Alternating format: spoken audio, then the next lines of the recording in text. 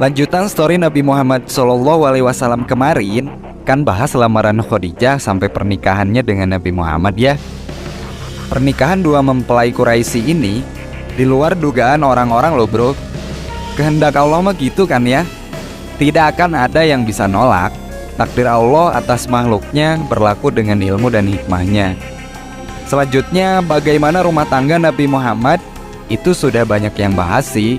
Paper-paperan, romantis-romantisan gitu. Udah dibahas lah oleh ustadz-ustadz yang lain.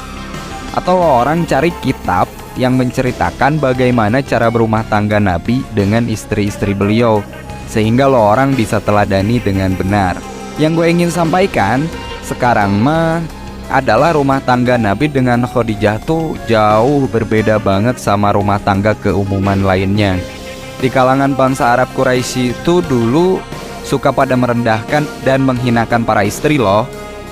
Lo orang pelajari sejarahnya bahwa rata-rata perempuan kagak ada harganya pada zaman ini. Perempuan dijadikan pemuas nafsu aja, diperjualbelikan dan dipertontonkan. Lo orang bisa lihat zaman sekarang ada yang gratis kan. Nah gitu, yang kagak ada harganya teh.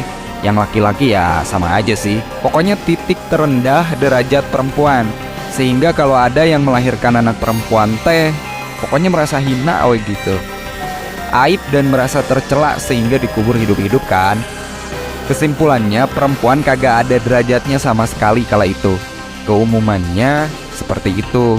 Tetapi berbeda dengan Khadijah, dan perempuan-perempuan yang bisa dikatakan mulia tuh amat sedikit kala itu tuh. Bentar-bentar, kalau zaman sekarang gimana? Insya Allah lah ya, kalau zaman sekarang mah sudah banyak yang mengerti menjaga syariat. Atau lo orang udah pada punya penilaian sendiri kali.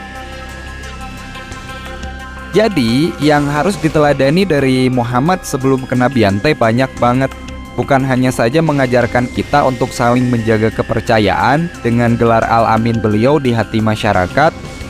Beliau mempunyai tempat, tetapi cara sukses berbisnis untuk membangun perekonomian, terkhusus membangun perekonomian umat. Kemudian Nabi Muhammad mengukir prestasi dengan banyak membantu orang. Sebelum kenabian Nabi Muhammad, cara memberikan mas kawin yang terbaik sampai miliaran tuh kala itu. Nah di sana Nabi sedang memberikan teladan mengembalikan derajat perempuan sebetulnya bro. Jadi perempuan itu mulia. Cara pernikahannya pun berbeda dengan adat istiadat yang berlaku Nabi Ma kala itu teh. Cuman kemarin di session sebelumnya kagak sempet gue bahas sih ya, pas resepsi pernikahannya secara detail. Pokoknya cara berumah tangga yang goal ala Nabi itu keren banget. Dalam artian jauh berbeda dengan rumah tangga keumumannya gitu. Yang istilahnya kalau Nabi menunjukkan kasih sayang penuh cinta tuh tiap hari bro. Tiap hari tuh udah kayak pengantin baru aja. Gitu kan yang sering dibahas ustadz-ustadz mah. Artinya Nabi sedang meneladani bahwa perempuan pun punya derajat istimewa. Nabi hadir mengangkat derajat para perempuan sehingga dimuliakan. Lebih-lebih kan kalau dalam Islam lo orang tahu sendirilah gimana mulianya para perempuan.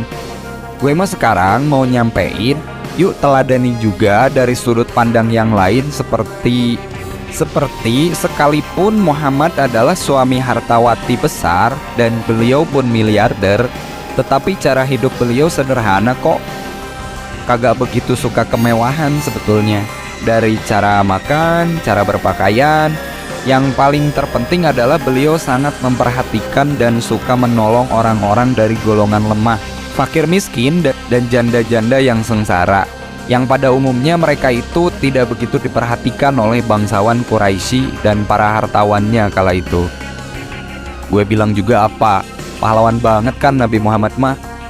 Dan sebagai suami yang mengelola bisnis Khadijah, Nabi Muhammad dong sekarang mah. Lo orang tahu kagak? Itu menambah kesuksesan dan majunya dari berbagai sektor perusahaan Khadijah sehingga keuntungannya bertambah besar.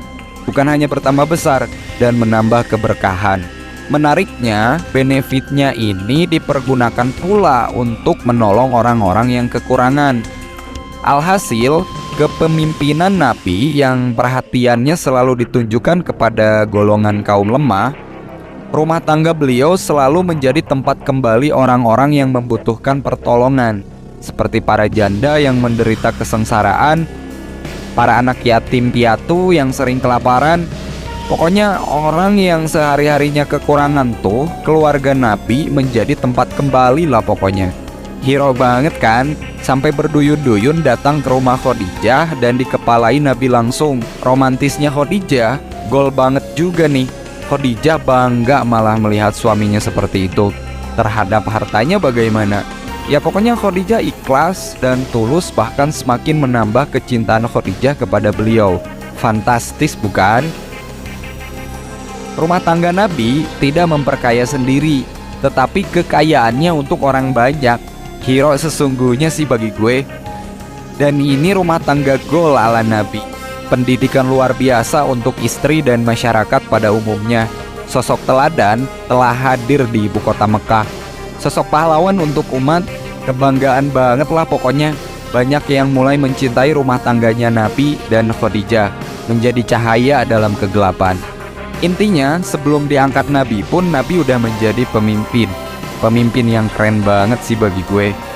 Apalagi setelah kenabian, Nabi hadir sebagai pemimpin ibadah, Nabi hadir sebagai pemimpin ummah, dan Nabi hadir sebagai pemimpin dakwah tentunya. Lo orang harus mempelajari sejarahnya. Lo orang harus tahu semua kisahnya. Karena lo orang, kita semua, terkhusus gua, sebagai umatnya, wajib meneladani beliau.